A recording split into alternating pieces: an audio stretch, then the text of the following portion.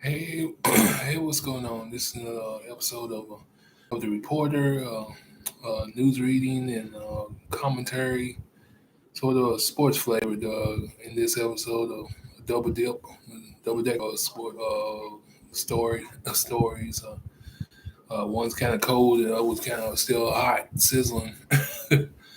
But first story, uh, I guess you'd say heavy hitter.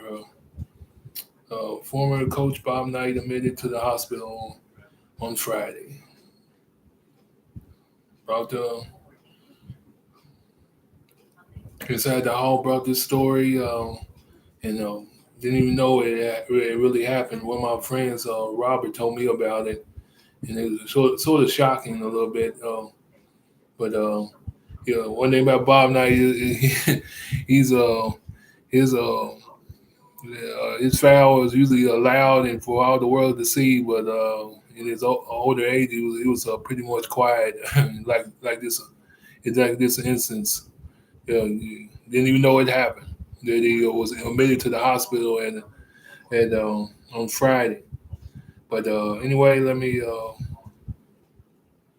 read this story. Former Indiana men's basketball coach Bob Knight was admitted to the hospital on Friday, according to the letter sent to former players on the Sunday evening. That asked for prayers for the 82-year-old Knight. According to the letter, Knight is recovering, and his family hopes he will be home soon. Short and sweet, but basically, don't know what happened to him, but all we can do is when it comes to this type of story, it's pretty much short and sweet. Like I said, is offer prayers to the his family and to him in general. Um, Not to throw a pun, but but something else. Never know what the day may bring or what goes on behind the scenes. In other words, in some cases like this, but basically, there's prayers to the night and prayers to his family, and may make it home. That's all I gotta say.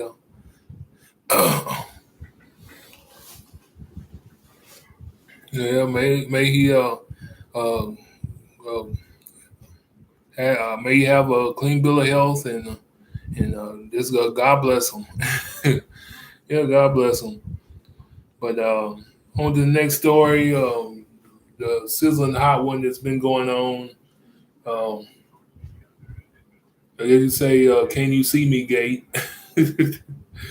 I swear, this story caught on fire last night, and uh, and it's still on fire. Basically, Clark got what she deserves. Got her own taste of her own medicine when Angel Reese. Um, let's see this.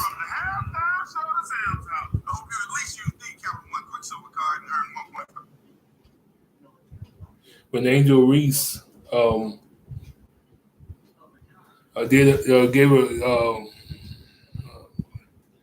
like I said, when Angel Reese gave her what she deserves, I returned the favor. In other words, well, when she gave her the John Cena "Can you see me" gesture, um, but somehow this thing caught on fire in a hurry, especially when the when she did it, end up doing it.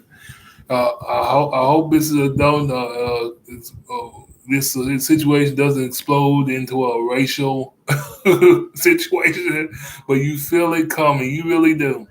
You really do. You feel it coming. That there's gonna be a lot of race cards being played here. Because bottom line, though, two wrongs don't make a right. Cause even though Caitlyn does it, and here's Angel Reese doing the same thing in her face and giving the ring pointing to a ring finger, giving her that gesture as well. But like I said, two wrongs don't make a right, and but it's the double standard in the deal. That's what this story. That's pretty much the basis of this story that makes it hot. Made it hot the other day. The double standard. See, when Caitlin Clark did it, nobody wasn't doing the fit whatsoever. Nobody wasn't saying saying that she was classless whatsoever, and they left her alone. They didn't say a word. But now that Angel Reese of LSU did it, everybody's calling her classless. Everybody's calling her this. Everybody calling her that. There's pretty much giving it to her all on Twitter, giving it to her on Facebook, on the page. This it's giving her it's playing that double standard to the end. But in but the thing about it is though, Caitlin Clark does the same thing. She's very arrogant, very flamboyant. She don't mind speaking her mind, just like Reese does. But when Reese did it, everybody do a fit, do a fit. But I pray, like I said, I pray that it stays in a bottle and doesn't explode into a whole race deal. But you feel it coming. You feel it coming. I swear you do. In this situation, because you got a white lady and a black lady. Of course, it's going to come. It really is. It's going to come. Somebody's going to say, make it into a racial situation. Yeah, why come Caitlyn didn't get the same garbage and get the same criticism that Reese is getting? And that's what it's going to be the main question that sooner or later it's going to want to be answered. And it's going to explode on the scene. But that's pretty much the basis of that story. The double standard, that when Caitlyn did it, that simple gesture that that John Cena made famous. Nobody didn't say a word. Nobody didn't say she was classless whatsoever. But when the Angel Reese did it, all they called her they said she had no class whatsoever. She according to what her words, they called her she was too ghetto, could do this, do that. Yeah, but it's unbelievable. It's unbelievable. How when one person when one person is all right for when one person dishes out, but when the tables are turned, uh, they can't take it. They can't take it. In this case, is all right for when she did it. Nobody didn't say a word. But when the tables are turned, everybody's doing a fit, doing a fit over all this, over one little gesture that John Cena made famous. I swear, one little gesture, this one little hand motion across your face. Shoot, yeah, but but it's unbelievable how this story has exploded, just exploded on the scene, and from last night to a little bit on the first take, and, and pretty much Stephen A. He said it. Let's get this story.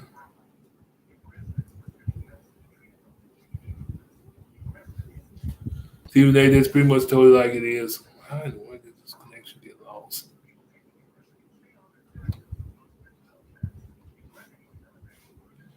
But like I said, Stephen A. just pretty much told it like it is. Caitlin Clark does the same thing.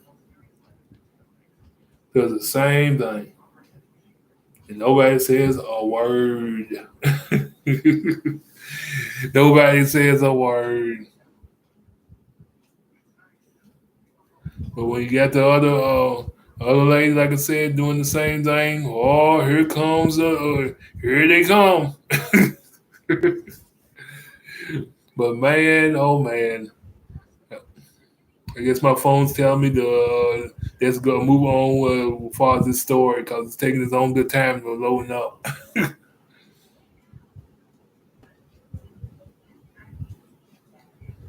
Yeah, Bill. But it's unbelievable.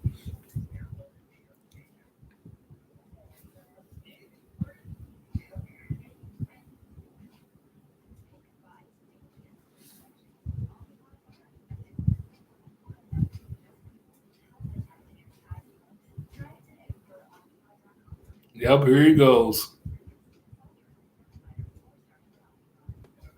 Yep, here you go. Here's a quote, direct quote from Stephen A. Clark would have talked the same smack if Iowa was up big. You better believe it. You better believe it. Would did the same thing if the roles were reversed. She did it against Louisville, and she did it against uh and she would have done it against LSU. And that's bottom line. That's what it is. And here's from Anscape.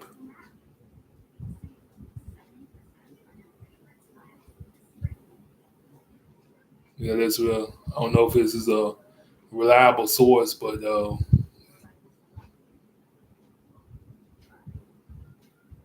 yeah, but here it is. Dallas, the day after LSU's convincing 102 to 85 victory over Iowa in the women's national championship game, fans are still buzzing. There you go.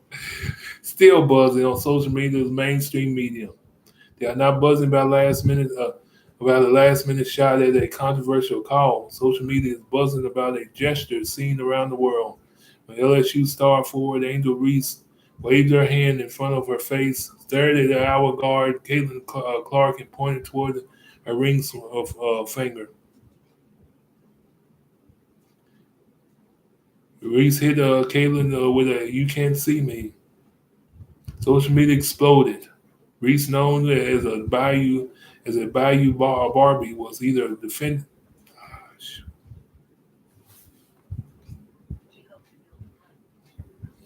Reese, noted as Bayou Barbie, was either defended for her international trash, defended for her international trash talk as part of the game. I was condemned for lacking grace in victory. After Sunday's game, Reese, her name, image, and likeness to Giant brought the issue front and center during a post-game news conference. After she was asked about the interaction with Clark, the AP Player of the Year. To her credit, Reese was apologetic, and her response went viral. All year, I was critiqued for who I was. I don't fit the narrative. I don't fit the box. What do y'all want me to be? I'm too hood. I'm too ghetto. Y'all told me that all year, Reese said. Then the apparent reference to Clark, she added, when other people do it, y'all don't say nothing. There you go. There you go. There you go. That's all that needs to be. That's pretty much it, right there. So this is for the girls that look like me. For those that want to speak up for what they believe in, it's unapologetically you. Case closed.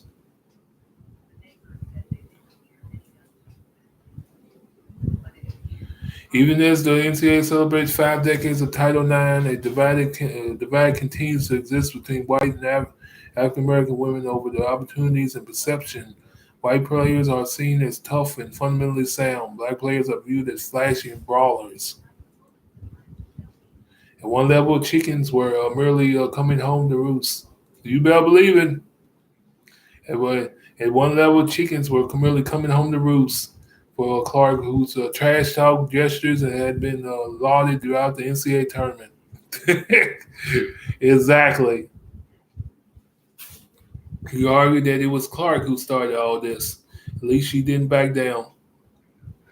Clark repeatedly made the "you can't see me" gesture during the Iowa's win over Louisville in the Elite Eight. The media, she was heralded as a confident and brash. Clark followed it up with "you can't see me" gesture Friday against South Carolina freshman guard Raven Johnson.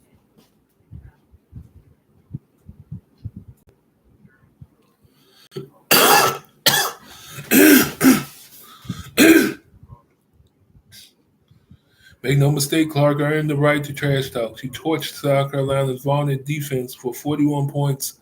I'll trash talk too. On Sunday, Clark merely got it back from Reese, who had 15 points, 10 rebounds.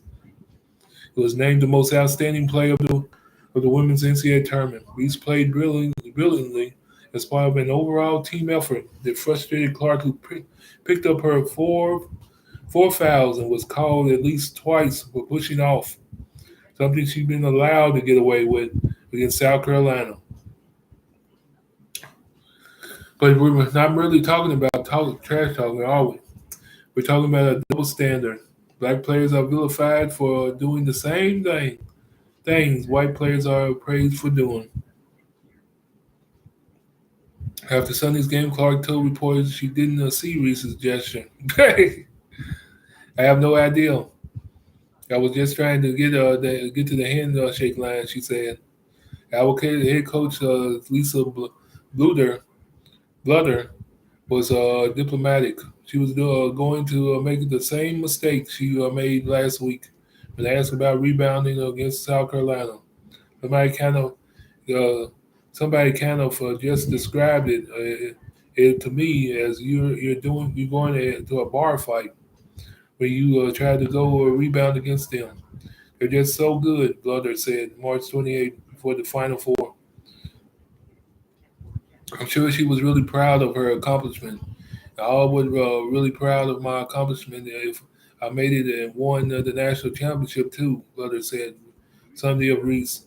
We're different people. We are all different ways to show our emotions. Again, I've got to focus on what I can control. Other takeaway from the weekend is the great white hopeism is is gender neutral. What I've observed over the years is that whatever you have a white star in a sport dominated by black athletes, the white star is swathed in extra layers of praise and adulation. This could be the Christian and McCaffrey in the NFL, or Luka Doncic, or Nikola, Nikolai Jokic in the NBA. Now we see it, or rather hear it, from with Clark. Make no mistake, Clark is one of the most talented basketball players the college game has seen. She has a remarkable range. She has been favorably and accurately compared to Golden State Warriors guard Stephen Curry, with amazing ball handling skills that allow her to get off her 3 point shots, break down defenses, and make open teammates with pinpoint passes. She also not described as cocky but confident. On Sunday, Reese simply gave it back to Clark. Many neutral observers and Clark fans were not pleased and played the sportsmanship and class card, double standards. When we do it, it's bravado. When you do it, it's crass. When we play hard, it's gritty. When you play hard, it's thuggery. Mm. I saw this firsthand in the 1980s with John Thompson's Georgetown team. They were routinely cast as villains and thugs. Saw the same thing with UNLV's great teams of the 1990s. When UNLV played Duke for the national title in 1990, Duke's players were cast as choir boys, while UNLV players were cast as villains and thugs. And of course, there was Michigan's Fab Five, which critics say introduced the hip hop element into basketball. Now the women's game has grown, and African American women continue to become increasingly prominent. The same stereotypes are emerging. Black women portrayed as rough and tumble street fighters. Their white counterparts are stalwart, heady, and competitors. This weekend's semifinal championship games made stereotypes and comparisons easy. Our predominantly white team, and White Star and Clark, versus a South Carolina team. Hanging there, bro, battery. A South Carolina team with a black coach and team with a black coach and nearly all black players on Sunday. Our clash with an LSU's team consisted of mostly black players and a black star in Reese.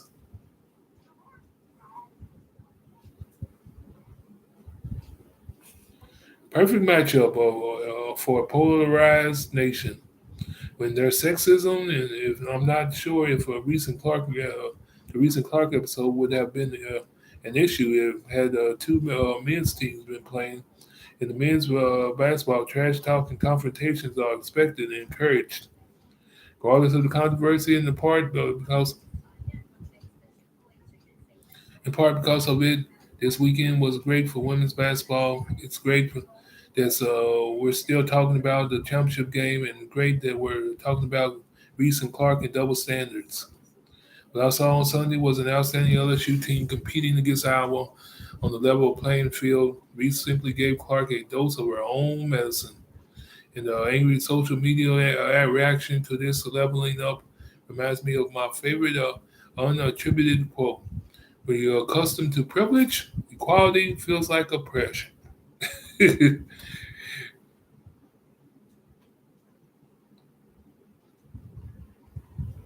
Yep.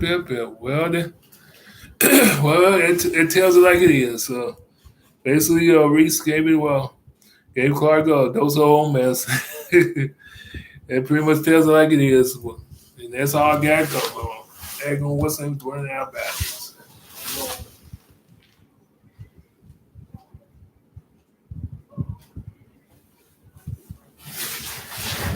But that's all I got for this one. On that note, y'all have a good one.